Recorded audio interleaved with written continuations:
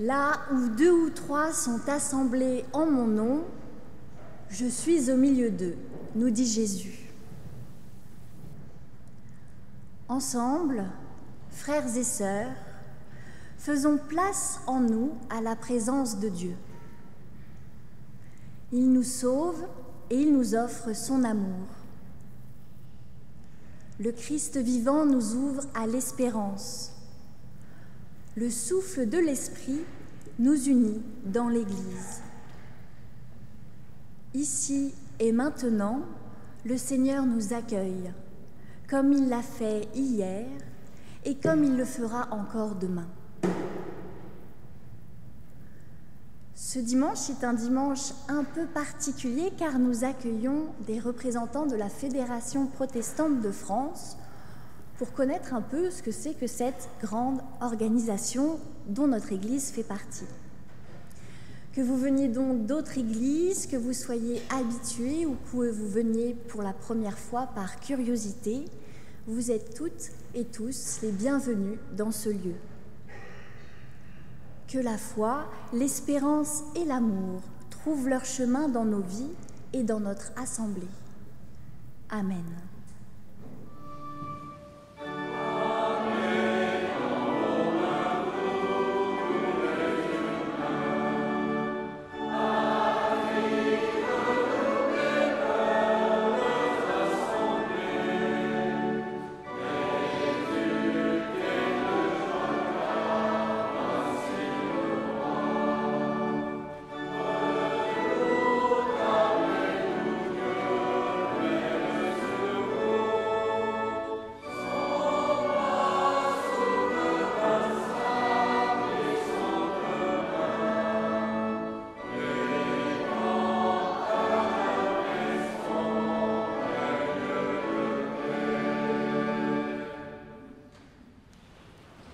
Bonjour à toutes et à tous, merci de m'accueillir.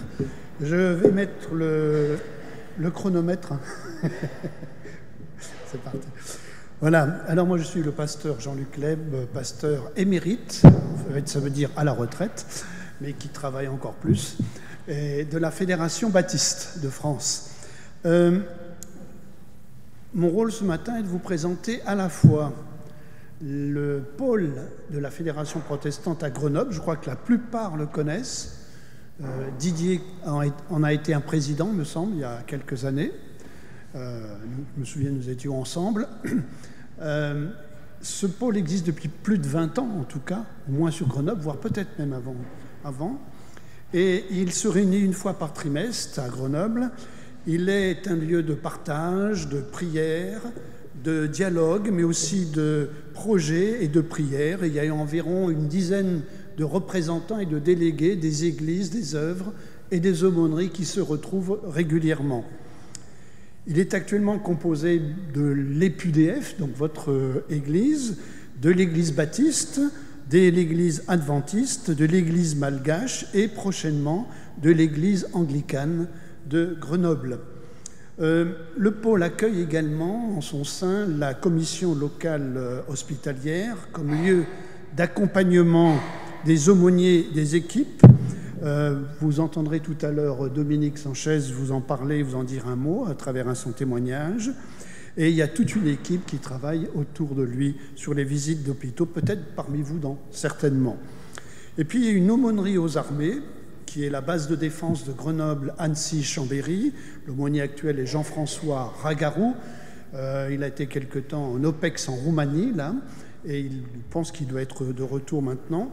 L'aumônier aux armées de la Fédération protestante en Isère dessert également le groupement de gendarmerie et l'état-major de la gendarmerie de l'Isère. Voilà, nous sommes à la recherche d'aumôniers. Donc si ça vous dit ou vous connaissez des gens, venez me voir. Et puis enfin, le pôle accueille un aumônier de prison. Et puis surtout, le pôle réunit et rassemble aussi des œuvres de solidarité et d'insertion avec le diaconat, mais vous entendrez quelques mots tout à l'heure et vous le connaissez bien, et la Beige, peut-être un peu moins, mais que vous allez rencontrer avec Nathalie Carlin tout à l'heure.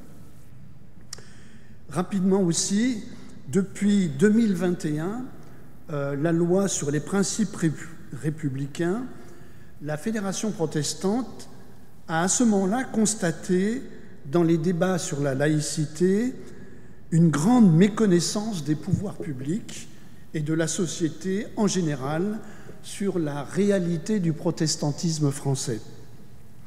Aussi, la Fédération protestante a mis en place un projet stratégique jusqu'en 2027 qui renforce les liens de confiance et de dialogue avec les pouvoirs publics. L'objectif étant de veiller à la visibilité du protestantisme sur le territoire national, et en particulier avec la mise en place d'un maillage territorial qui s'est mis en place régulièrement. Il y en a une quinzaine actuellement de pôles sur toute la France, de référents départementaux.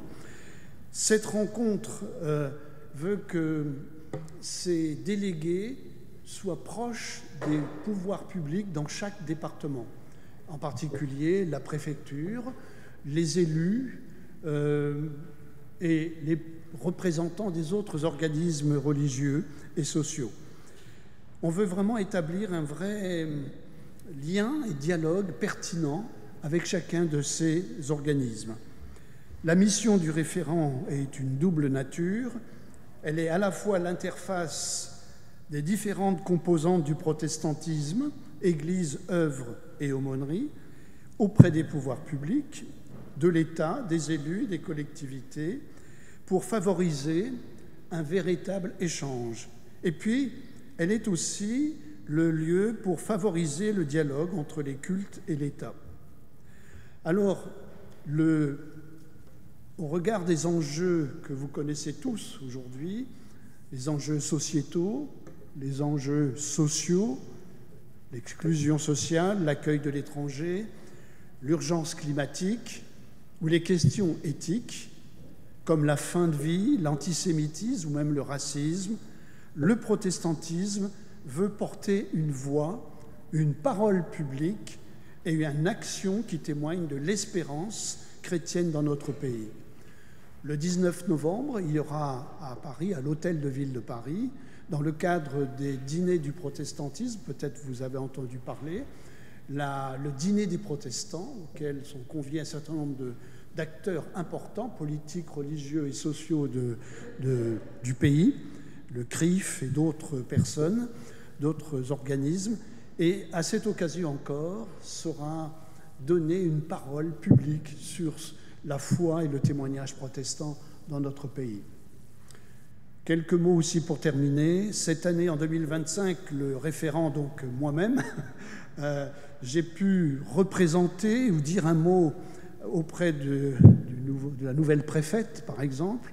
On s'est vu plusieurs fois avec le responsable des cultes et de la laïcité à la préfecture. J'ai pu rencontrer le président du CRIF, le président du Conseil des imams de l'Isère. J'ai pu rencontrer le président de la pastorale évangélique du CNEF également.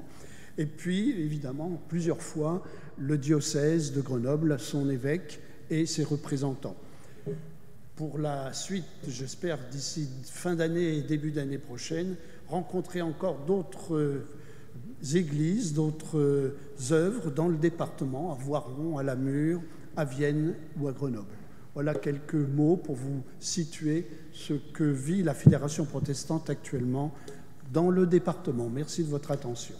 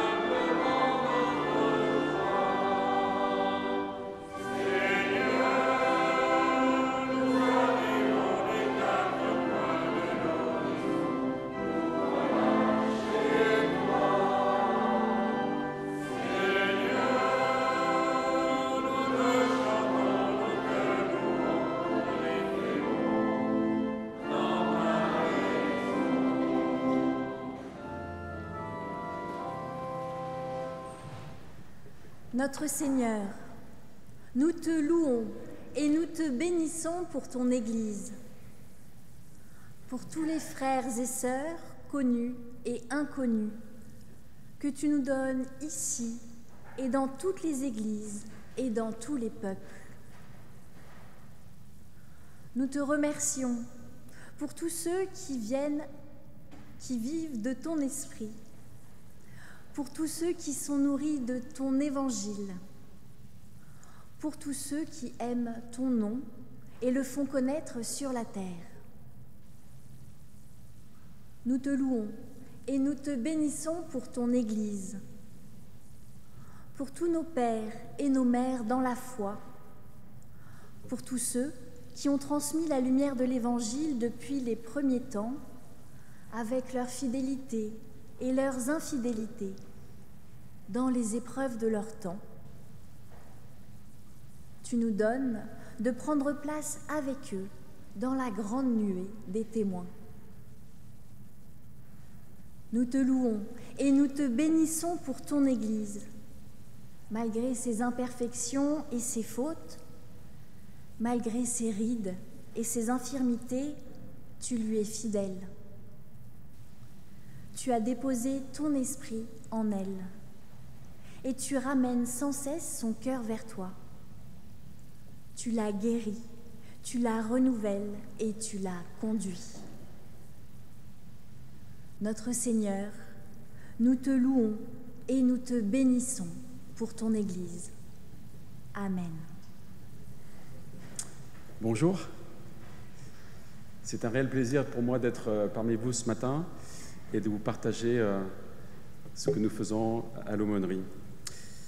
Donc, je m'appelle Dominique Sanchez, je suis marié, 4 enfants, 5 petits-enfants, et je suis un des pasteurs de l'église protestante évangélique Sola Gracia, donc un des Sola, sur Grenoble.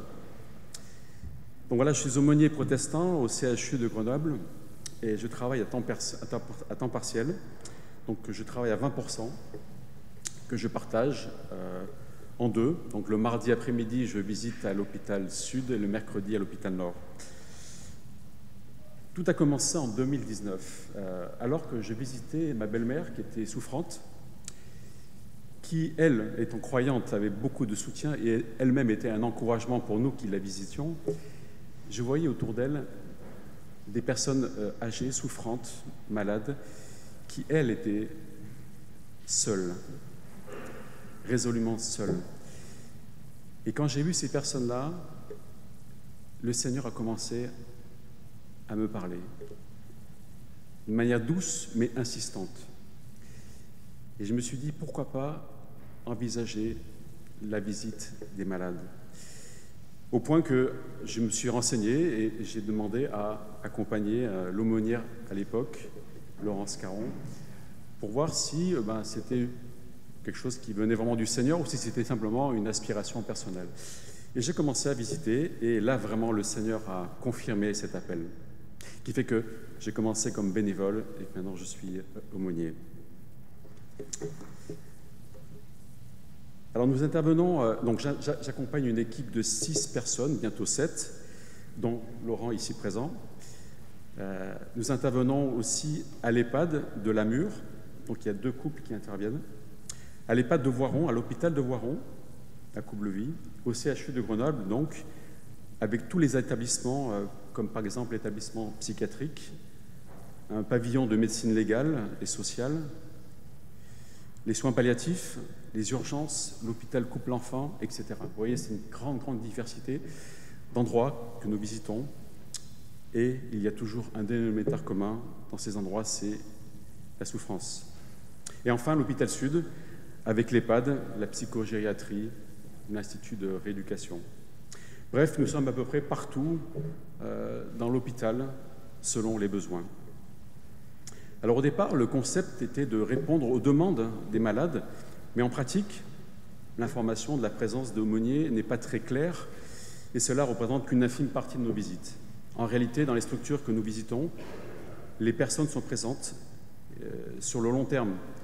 Donc nous toquons aux portes, nous nous présentons. Ici, les personnes veulent bien nous ouvrir la porte, nous nous présentons et nous parlons avec ces personnes.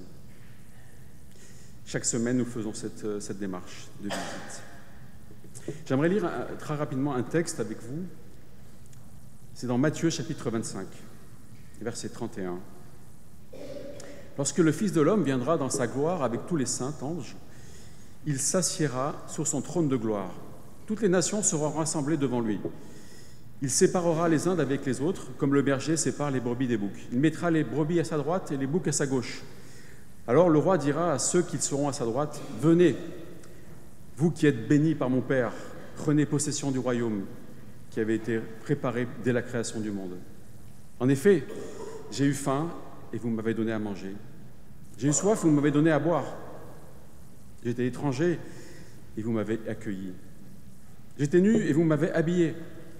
J'étais malade et vous m'avez rendu visite. J'étais en prison et vous êtes venu vers moi. » Et juste lui répondre, « Seigneur, mais quand avons-nous vu affamé et t'avons-nous donné à manger? Ou assoiffé et t'avons-nous donné à boire? Quand avons-nous vu étranger et t'avons-nous vu accueilli? Ou nu? Ou habillé?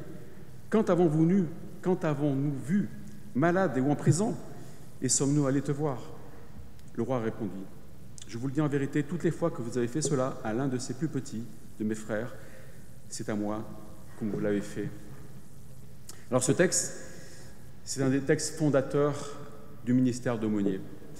Et il nous enseigne, entre autres, qu'à chaque fois que nous visitons les malades, non seulement nous apportons cette chaleur humaine, cet encouragement, cette présence, mais aussi l'Évangile qui sauve, l'Évangile qui donne cette espérance vivante. Et c'est aussi le Seigneur lui-même que nous accueillons au travers de ces personnes. Alors avec Laurent, nous allons très rapidement vous raconter 2 visites. Je laisserai la parole d'abord à Laurent. Bonjour à toutes et à tous. Certaines personnes me connaissent bien, vu que je suis de cette église, et puis d'autres un peu moins. Mais c'est l'occasion de faire connaissance avec tout le monde. Moi, je suis membre de l'aumônerie du CHU de Grenoble depuis octobre 2021.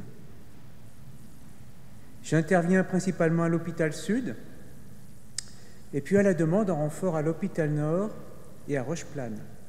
Parce qu'il y a aussi des gens qui sont dans des centres de rééducation, qui souffrent et qui ont aussi besoin d'être accompagnés là-bas, dans ces centres. Alors j'aimerais rappeler que l'aumônier fait partie du parcours de soins sans être un soignant. Ça, c'est important. Et que nous travaillons en équipe au sein de l'aumônerie, donc pas seulement les protestants, au sein de l'aumônerie, travail d'équipe qui est formidable, mais aussi nous travaillons en équipe avec tout le personnel du CHU.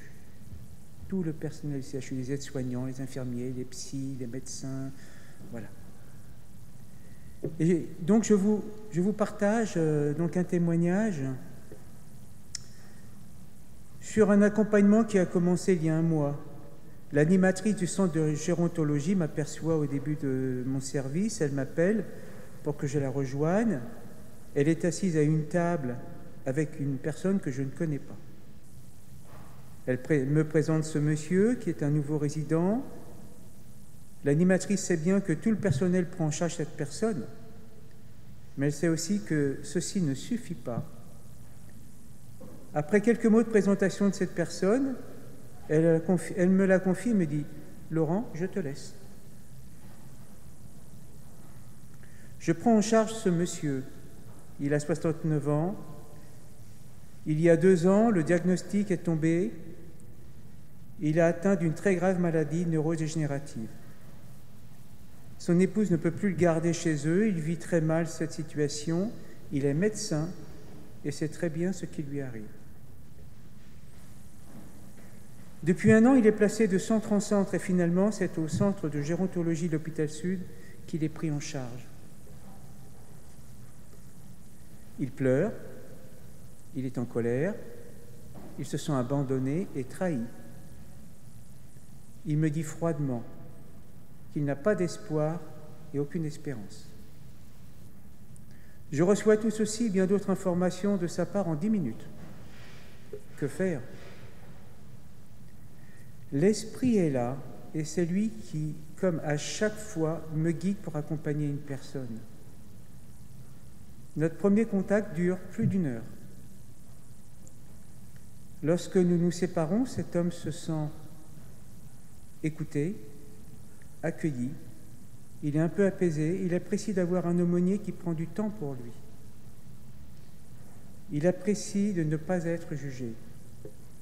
Alors je lui rappelle Ésaïe 43,4 « Tu as de l'importance à mes yeux et je t'aime ». Je lui prends les mains et à la fin de l'entretien, je lui demande s'il souhaite que nous nous voyions chaque semaine. Il me répond « Oui, avec plaisir, j'ai confiance en vous ». Je vois donc ce médecin chaque semaine. Nos rencontres durent entre 1 heure et 1h30. Et je dis merci au Seigneur d'avoir initié cette première rencontre. Merci aux personnes de l'hôpital d'avoir confiance en l'équipe d'aumônerie. Merci au Seigneur pour sa présence dans chaque rencontre avec cet homme, mais aussi avec les autres personnes. Et merci à vous toutes et tous pour votre écoute. Je pense qu'on a été un peu long. Est-ce que je peux parler 30 secondes de mon expérience? D'accord. Voilà, ça va être très rapide. Voilà, donc je rentre dans le pavillon, le pavillon Élysée-Châtain. Beaucoup de personnes en grande souffrance sociale, légale. Je toque à la porte, personne ne me répond. Je rentre, je me présente. Dis-je que je peux échanger avec vous? Elle me dit oui. Et je lui dis, qu'est-ce qui vous arrive? Et elle me parle, à quarantaine, elle me dit, tout réussit dans ma vie, j'ai un mari adorable, 2 enfants, j'avais une situation, tout allait bien. Et me voilà ici. L'incompréhension. Continue à parler. Je lui propose de prier pour elle. Elle me dit oui. Vous savez, dans 95% des cas, même plus, les gens acceptent. Donc ça, c'est encourageant. Je prie pour elle. Je la revois 1 semaine après. Elle va mieux. Elle me dit en partant, la prière, ça marche. Je dis oui. Vous faites bien de me le rappeler, c'est vrai.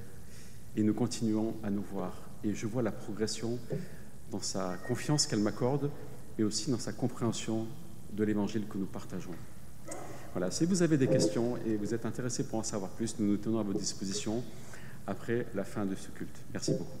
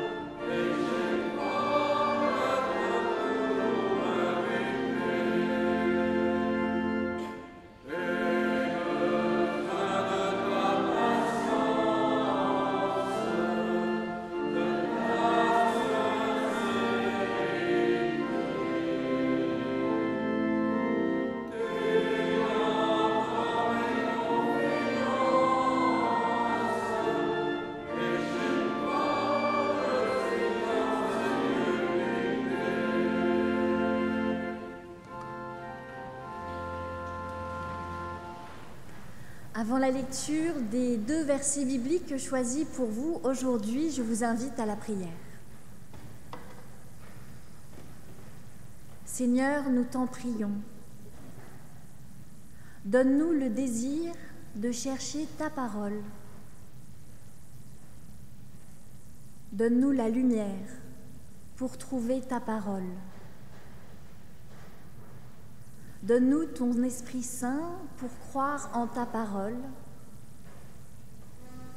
et donne-nous le courage de vivre selon ta parole. Amen.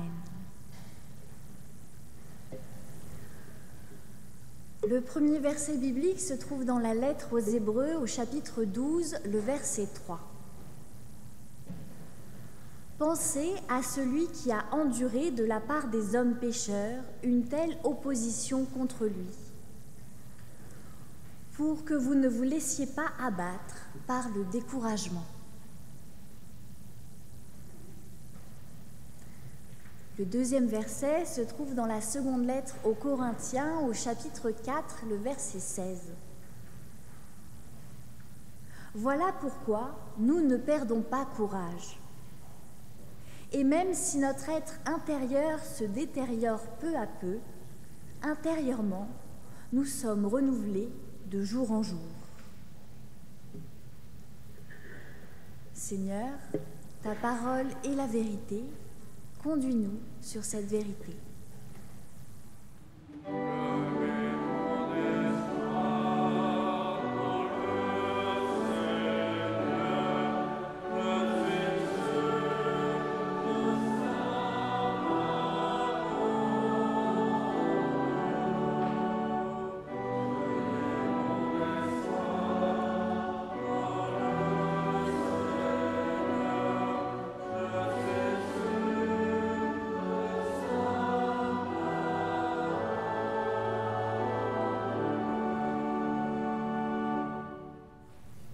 Je mets mon espoir dans le Seigneur, je suis sûr de sa parole. En ce mois de novembre 2025, la Fédération protestante fête le 120e anniversaire de sa création en novembre 1905. Dès le départ, elle se voulait comme un espace de fraternité ecclésiale, une fraternité partagée, une fraternité qui refusait d'être un modèle de pensée unique, mais plutôt une maison ouverte à la diversité du protestantisme français. Son histoire a traversé des guerres, la première et la deuxième, des recompositions ecclésiales et bien de débats de société. Mais malgré les contextes économiques, sociaux, politiques, souvent difficiles, ce sont des hommes et des femmes de foi, de conviction, je pense spontanément à Marc Bugner, à Monod et à bien d'autres, qui ont osé prier, osé résister par moments, osé contester, protester et souvent inventer. Ils ont eu, ces hommes, ces femmes, durant ces 120 dernières années, le courage de la foi, le courage de persévérer, de tenir. Peut-être nous aussi aujourd'hui, comme un grand maillon de la grande chaîne de la foi chrétienne et en particulier protestante. Alors à cette histoire, il faudrait y joindre l'histoire de l'église de Grenoble. Depuis les persécutions des Huguenots, j'ai vu qu'il y avait un texte pour les Huguenots, Philippe qui gère ça, je crois, en passant par le pasteur Jacques Rogers, exécuté place de Grenoble en 1745. On t'a pas prévenu, Marianne, ce qui peut arriver au pasteur à Grenoble? Bon, plus aujourd'hui, quand même. Je pense aussi au pasteur Westphald, Cook, Félix Neff et tant d'autres. On se souvient aussi qu'il y a eu dans l'histoire la destruction du temple à Grenoble. Les protestants ont connu et souffert dans le Dauphiné. Bon, je passe les moments du duc de Lesdiguières, ça va aller trop loin. Je ne voudrais pas non plus oublier toute l'œuvre du pasteur Blanc dans les années 1830 dans le Trièves, avec l'école de formation à Mans, des instituteurs, avec l'école publique, le centre de formation et plein d'autres choses qui, à l'époque, étaient en avant. Il me semble qu'un ministre je ne sais pas si c'est pas Guizot ou un autre, était même venu inaugurer les bâtiments. Dans la même période, dans un autre pays d'Europe, en Angleterre, un autre pasteur du nom de George Muller, peut-être ça parle à quelques-uns, fonde des orphelinats. On est dans les années 1850. Il ouvre une centaine d'écoles pour donner une seconde chance à des milliers de jeunes des rues. L'Angleterre du 19e n'était pas simple. Beaucoup sont devenus plus tard des hommes et des femmes solides, exerçant des responsabilités, et beaucoup des croyants responsables. Pourtant, George Muller le raconte dans son autobiographie, il a connu beaucoup de découragement. Il a connu des souffrances. Il a connu des tracasseries administratives. Et on voit qu'il ne connaissait pas la simplification administrative française. Il a connu des moments de maladie, d'épreuves, mais malgré tout, cet homme a poursuivi, a tenu bon. Il disait, la foi ne fait pas partie du domaine des impressions, mais des certitudes intérieures que Dieu dit vraies et qu'il agira selon ce qu'il dit. Nous en sommes tous témoins ici. Oui, George Muller a lui aussi expérimenté la force et le courage de la foi. C'est un peu compliqué pour notre société qui veut tout de suite maintenant et vite. Le temps, la patience, l'attente, la confiance.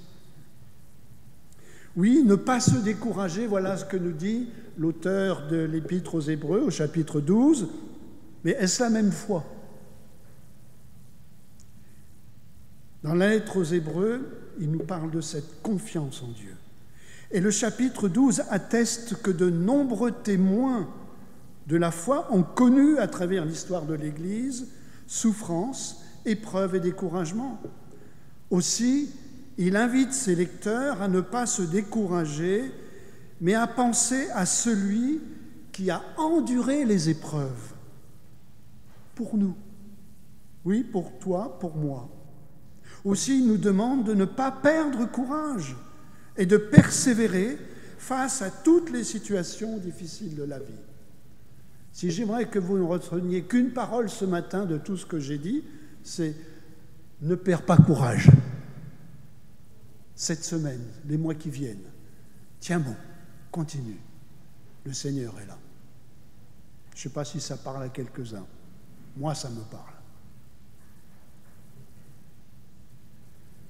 Le courage, la persévérance font partie de l'éducation chrétienne, parce que le courage de la foi, voyez-vous, c'est le contraire de l'illusion d'une foi facile. Seigneur, j'ai un problème, je te le remets, amen, au revoir, alléluia, et on continue la route. Oui, mais le lendemain matin, le problème est toujours là. Prenons du temps ensemble. Oui, cette foi n'est pas l'illusion d'une vie sans lutte et parfois sans combat. C'est ce qui permet de regarder d'ailleurs la réalité en face pour traverser la vie avec confiance et mettre notre espoir dans le Seigneur. L'apôtre Paul écrira aux Corinthiens, « Voilà pourquoi nous ne perdons pas courage.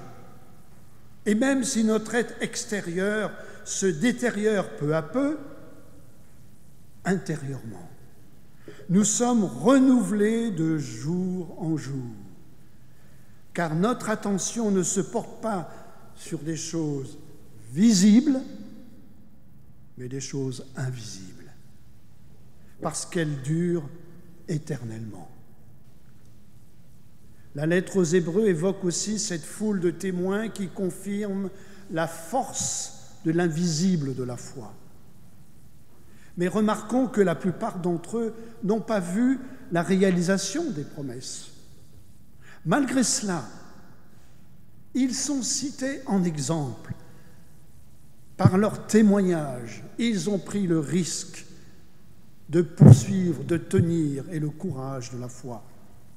Et parmi ces témoins, on cite l'exemple du couple d'Abraham et Sarah, au verset 8, au chapitre 11, verset 8. Abraham est parti par la foi vers un pays inconnu. Il a vécu comme un étranger, peut-être comme un clandestin, un voyageur sur terre, pas de carte, pas de GPS, pas de centre de rétention. Il vivait sous des tentes. Si les conditions de la promesse étaient compliquées, le but, l'objectif de cette promesse était clair. Une terre pour sa descendance et son peuple. Bon, là, c'est compliqué actuellement. Tous les patriarches, Abraham, Isaac, Jacob, ont connu ce rapport particulier à l'invisible, à la foi. Mais Abraham a été stimulé et affermi à travers cette route, cette longue route difficile. Peut-être la nôtre aujourd'hui est-elle affermie et stimulée. C'est grâce à la foi que tous ces héros ont conquis les royaumes, obtenu la réalisation des promesses, fermé la gueule des lions, éteint des feux, échappé à la violence. C'est ce que nous dit le chapitre 11, verset 33. D'autres ont enduré des épreuves, des moqueries, de la prison, des tortures. Sur le chemin des Huguenots, plusieurs ont vécu tout cela, de nos ancêtres. La maladie, le découragement, mais Dieu a approuvé tous ces gens à cause de leur foi. Nous aussi aujourd'hui. J'aurais pu mettre ici, en parallèle, tout ce qui se passe dans l'Église persécutée, en Algérie et dans plein d'autres pays. Pensons à nos frères et sœurs persécutés, à nos collègues pasteurs emprisonnés. Chez Sarah, comment comprendre cette promesse un peu folle d'avoir une postérité à son âge? C'est du grand n'importe quoi, Dieu. Alors, qu'elle est âgée, en Genèse 18. Cette promesse la fait rire, un rire plutôt fataliste et résigné. Dieu ne lui en voudra pas. Il va seulement lui rappeler qu'il n'y a rien d'extraordinaire à Dieu. Ainsi, en Genèse 21, Dieu intervient pour Sarah et il accomplit ce qu'il avait promis. Elle qui avait tant désespéré à en perdre la foi, aura un enfant et surtout une descendance. Mais la persévérance de Sarah dans la foi va avoir aussi d'autres conséquences inattendues. Elle va bouleverser les relations hommes-femmes de l'Orient ancien, jusque dans l'époque du Christ. Ils sont dorénavant présentés comme égaux en humanité. Ainsi, notre foi a des répercussions que nous ne soupçonnons pas toujours. Pour ces témoins, cet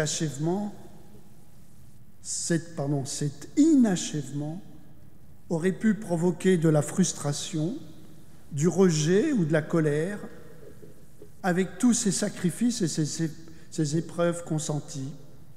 Non, ils ont choisi de vivre dans la promesse et la confiance. Car la liste des témoins présente aussi de nombreuses situations où il a fallu le courage de la foi et la détermination pour tenir et persévérer. Ces témoins ne se sont pas laissés abattre par le découragement, ils ont regardé l'exemple de Jésus. Mais à ce moment-là, leur foi ne reposait pas sur de belles phrases théologiques, de belles définitions bibliques ou des règles religieuses. Ils n'avaient pas de formule magique qui faisait d'eux des héros de la foi ou des croyants invincibles, des superman ou superwoman de Dieu. Ils étaient au bénéfice de la confiance, au bénéfice du don de Dieu. Et voyez-vous, je me demande souvent si ce don de Dieu à notre égard ne consiste pas en ce que c'est Dieu qui témoigne à l'homme, à chacun d'entre nous, homme, femme, de sa confiance. Parce que Paul finalement nous dit, Dieu a confiance en vous. Ce matin, Dieu te dit, j'ai confiance en toi. Et Paul l'affirme, je connais tes épreuves, tes difficultés, mais j'ai confiance en toi parce que tu sauras venir vers moi pour recevoir la force de surmonter, de les traverser. Je nous invite à approcher de Dieu simplement, tel que nous sommes, pour accueillir son don, le don de la confiance, le don de la force de la foi. En conclusion, je dirais que l'exemple de ces témoins nous enseigne ce que la foi rend possible. L'exaucement de la prière. Si vous priez avec foi, tout ce que vous demanderez, vous l'obtiendrez. Par exemple, la paix et la joie aussi. Que le Dieu de l'espérance vous comble de toute joie et de sa paix par votre confiance en lui, etc., etc. À l'inverse, il nous dit ce qui rend impossible la foi, c'est l'incrédulité, Matthieu 13, l'aveuglement, Jean 2,12, la peur, Jean 12. Ainsi Paul nous exhorte aujourd'hui. Je vous demande de ne pas perdre courage. Éphésiens 3, verset 13. Même si nous assistons au désenchantement du monde que nous traversons, je ne parle même pas du monde politique, mais du monde moral, social, même religieux de notre société. Ici, les évangiles nous invitent à aujourd'hui plus que jamais, à être des témoins et des passeurs d'encouragement et d'espérance là où nous sommes. Dites aujourd'hui à une personne de votre entourage, courage, tiens bon. Je vous souhaite un bon dimanche avec la force et le courage de la foi en Dieu. Amen.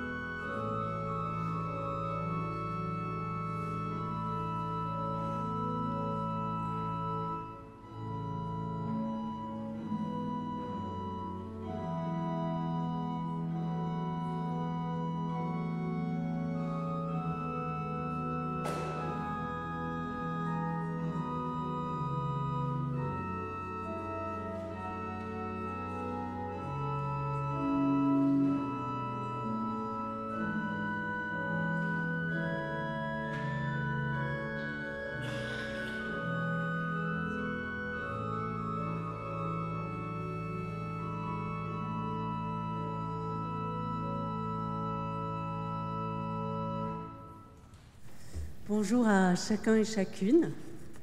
C'est un véritable plaisir d'être invité ce matin et de vous rendre visite avec mon mari Christian en tant que membre de l'Église baptiste. Donc, je suis Nathalie Carlin et je fais partie de l'Abège. on m'a demandé de vous présenter ce que c'était que la Beige. Alors, c'est l'association baptiste pour l'entraide et la jeunesse. Un petit peu d'histoire, les églises baptistes ont depuis toujours eu le souci de la solidarité et du soutien aux plus fragiles. Au XIXe siècle, ça s'est particulièrement révélé dans une revue qui s'appelait La Solidarité sociale, et les églises ont créé pas mal d'œuvres sociales à cette période-là. Mais c'est en 1945 que la Fédération des Églises baptistes de France, membre de la Fédération protestante de France, a repris l'orphelinat de Trémel en Bretagne et a donné naissance à l'association baptiste pour l'enfance et la jeunesse, qui deviendra plus tard l'association baptiste pour l'entraide et la jeunesse. Et ce changement de mot est venu simplement pour dire la volonté de répondre aux besoins du moment et beaucoup plus actuels de l'époque. C'est ainsi qu'ensuite, vers les années 80, mais jusqu'en 2000, plusieurs centres ont été créés, des maisons de retraite, des centres d'hébergement et réinsertion sociale, des pensions de famille, des accueils de jour. Aujourd'hui, tous ces établissements ont été repris par la Fondation des Diaconesses de Reuilly et existent toujours. Alors à Grenoble, que s'est-il passé ? En 1945, c'est le pasteur Raymond Collet, fondateur de l'église baptiste de Grenoble-Échirolles, à l'époque c'était à Grenoble-Centre-Ville, maintenant on est à Échirolles, qui a créé la Beige locale avec un centre de vacances qui s'appelait l'Envol et qui se passait à Gex. Et c'était pour offrir un lieu de vacances aux enfants à la sortie de la guerre. Et cette activité a fonctionné jusque dans les années 95. Les valeurs que nous partageons et qui peuvent être communes avec vous, c'est que ces actions doivent être initiées par la solidarité, le lien avec les besoins de nos contemporains, et développent aujourd'hui une pluralité d'actions due à la diversité des situations qu'on rencontre. Nous sommes adhérents aujourd'hui de la Fédération de l'entraide protestante et aussi du CNEF. La Beige s'affirme comme un acteur du vivre ensemble, être témoin dans la cité, c'est ce qui nous tient à cœur, même si nous sommes une toute petite équipe quand je compare au diaconat protestant. Nous sommes composés uniquement de bénévoles. Nous sommes à peu près 20 actifs, 40 adhérents aujourd'hui. Nous sommes engagés, comme le dit nos statuts, pour l'homme entier dans le respect de la dignité intrinsèque, sans condition d'âge, de sexe, de religion, d'origine ou de nationalité. C'est encore plus important aujourd'hui. Quelles sont nos missions ? Donc, nous avons des missions ici au niveau de la Beige locale envers les membres de notre Église, mais aussi envers l'extérieur. J'ai choisi de vous en présenter deux plus particulièrement, qui nous tiennent à cœur en ce moment. Les maraudes citoyennes, qui sont appelées Chauds les Cœurs, qui ont été créées sous l'impulsion d'un chrétien d'une église évangélique d'Ébins, et qui est portée aujourd'hui par 5 églises de l'agglomération. Pour la Beige, on a la responsabilité d'animer chaque mois le 2e dimanche du mois. On a à chaque fois rendez-vous, et vous pouvez le noter si vous rencontrez des gens, des bien-aimés qui sont dans la rue. Le point de rendez-vous est à partir de 12h30 derrière la basilique et devant l'IUT, sur cette place-là. Nous faisons ça depuis 6 ans, par la grâce de Dieu. Depuis 3 ans, les maraudes se sont mis à fonctionner même l'été. Ce n'est plus un besoin hivernal, c'est toute l'année. Et depuis 18 mois environ, nous distribuons chaque dimanche 150 repas et soupes faites maison. Et nous en rendons compte à l'État pour dire que vraiment il y a des besoins. Aujourd'hui, il n'y a pas d'institutions qui sont ouvertes le dimanche pour ça. Alors il existe des passerelles avec le diaconat sur cette activité-là, puisque les shops nous donnent certaines denrées en fin de distribution pour éviter le gaspillage, que Marianne, une des filles de Michel, qui est bénévole aussi à l'Échoppe, je ne sais plus son nom de famille, de votre église, participe à notre équipe. et que Marie-Pierre, votre ancienne pasteur, est venue en juin 2025 voir et participer à une maraude. Et elle m'a écrit « J'ai beaucoup apprécié d'avoir accompagné l'équipe de la Beige pour cette maraude. Quel beau témoignage que ces chrétiens qui s'unissent dans le service aux plus démunis. Ce que je trouve chouette, c'est que la maraude part à la rencontre des personnes et qu'elle ne fait aucun tri. En cela, c'est vraiment complémentaire de ce que proposent les distributions alimentaires et les épiceries sociales. » La deuxième action dont je voudrais vous parler, c'est l'hébergement, qui a été créé en février 2021 par la Beige locale de Grenoble, avec l'achat d'un appartement T4 avec l'aide de l'Église pour pouvoir héberger 3 adultes. En ce moment, ce sont des hommes dans cet appartement, mais au début, ça a été des femmes. Puis, fin 2022, nous avons ouvert un 2e appartement pour accueillir des familles, enfin une famille à la fois. On a été sollicité pour un 3e appartement et pour l'instant, on n'a pas encore dit oui. C'est oser de faire de l'hébergement et d'être que des bénévoles pour l'animer. Mais c'est par la grâce de Dieu que nous continuons. L'accueil est d'une durée limitée à quelques mois, mais dans certains cas peut dépasser 1 an. En priorité, c'est pour des personnes ou familles primo-arrivantes. L'objectif est qu'elles puissent poser leurs valises, reprendre des forces et commencer ou poursuivre les démarches en lien avec les associations et les travailleurs sociaux compétents. Dans les critères d'éligibilité, il est important d'avoir des moyens financiers pour assumer la charge de 277 € par mois par chambre ou 550 € pour l'appartement T3. Et l'allocation de logement est possible, ou alors ce sont des collectifs qui soutiennent la personne pour verser totalement ou partiellement cette somme. Pour cet hébergement, nous avons toujours besoin de bénévoles, de ressources financières complémentaires, parce qu'avec un tel montant, on ne couvre pas les frais. Mais c'est une joie pour nous, parce que depuis février 2021, on a accueilli 4 familles, 14 célibataires, soit 31 personnes accueillies, dont 12 enfants. C'est une petite goutte par rapport aux besoins de Grenoble, mais c'est ce que nous avons et ce que le Seigneur permet que nous ayons.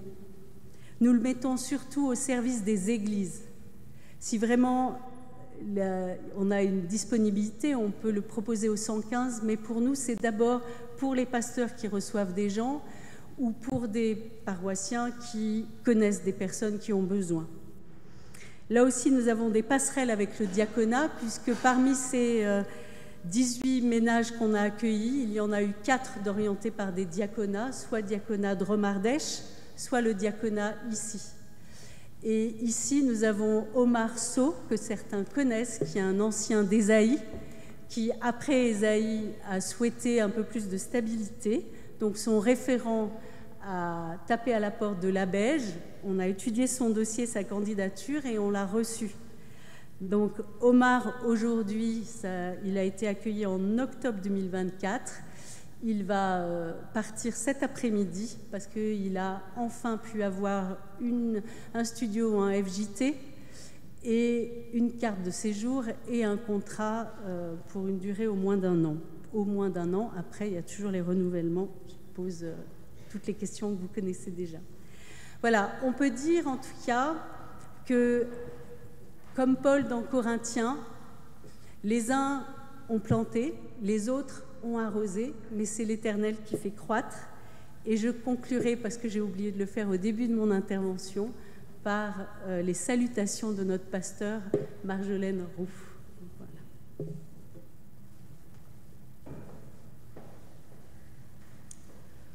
Bonjour à tous et à toutes, en présentiel et aussi à distance. Le diaconat protestant agit auprès de personnes en situation de vulnérabilité. Vous connaissez l'aide alimentaire, le réseau Isaïe, les coups de pouce financiers, l'accueil de jour de l'Escale, mais connaissez-vous les actions du diaconat en faveur des détenus indigents? Ce sont des personnes qui n'ont pas de soutien financier de leur famille et qui ne peuvent pas travailler en prison. Ceci pour de multiples raisons. Jusqu'au début de l'année, le diaconat et le secours catholique allouaient une aide financière en complément de l'administration pénitentiaire. Il faut savoir qu'en prison, les produits basiques tels que le dentifrice, les timbres, le tabac se payent. On appelle cela cantiner. Depuis mars 2025, le Secours catholique et le diaconat protestant ont adopté une nouvelle formule pour soutenir ces personnes détenues. Les détenus sans revenus peuvent choisir parmi une liste un article qui peut améliorer leur quotidien. Le ventilateur a été plébiscité durant l'été. En fin d'année se déroulera la traditionnelle confection de colis de Noël par des jeunes des deux églises. Ces colis de Noël sont à destination des détenus les plus nécessiteux. Cette année, en complément de cette action, les deux églises et les responsables des éclaireurs et scouts ont pour objectif d'amener à une prise de conscience et de sensibiliser les jeunes au sujet de la détention sous forme d'ateliers. Le Secours catholique et le diaconat protestant présenteront l'aide financière et le soutien que nous pourvoyons aux détenus en situation de fragilité. Il y aura une dimension spirituelle et théologique sur la réflexion de la notion de peine, la nature de la peine et la suite après l'exécution de la peine.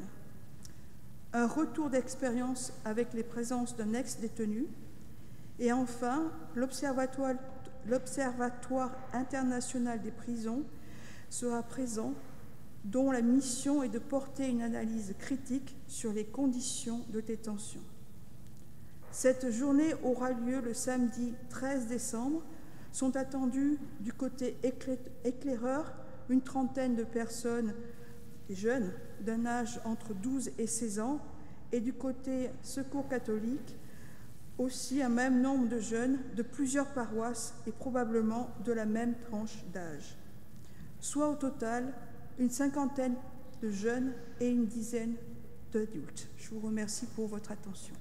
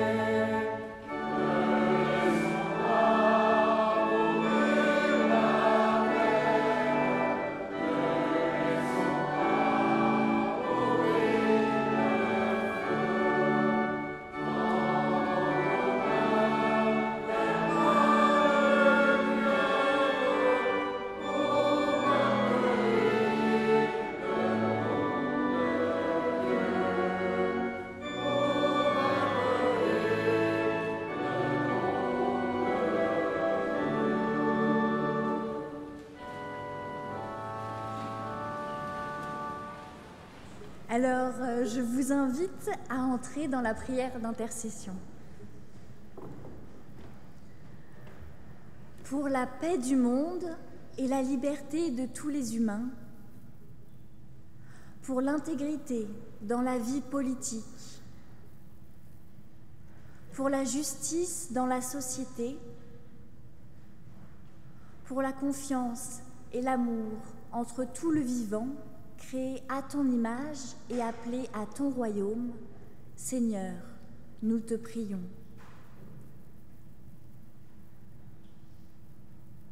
Pour celles et ceux qui gagnent avec peine leur pain quotidien, qui sont privés de travail ou de ressources, que la maladie ou les infirmités empêchent de travailler, Seigneur, nous te prions.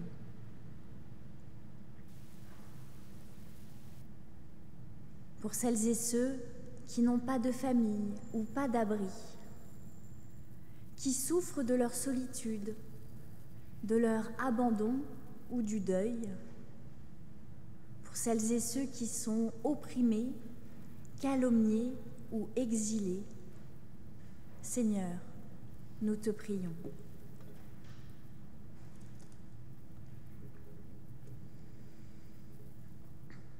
Pour celles et ceux qui sont désespérés ou révoltés, qui sont tourmentés par le doute, qui ne connaissent pas la lumière de ton évangile ou qui méprisent ton amour, Seigneur, nous te prions.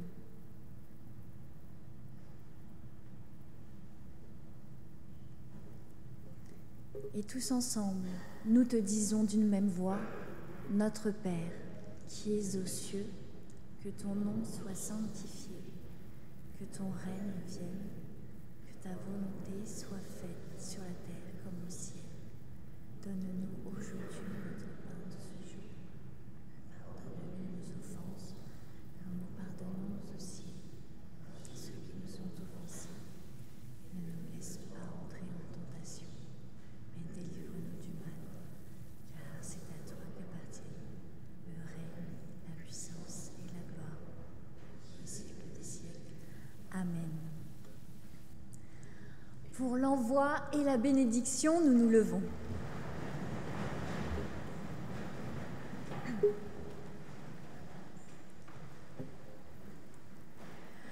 Que Dieu bénisse vos cœurs, qu'il les ouvre à la confiance, à l'espérance, à l'amour, qu'il les ferme à l'amertume, au désespoir et à la haine.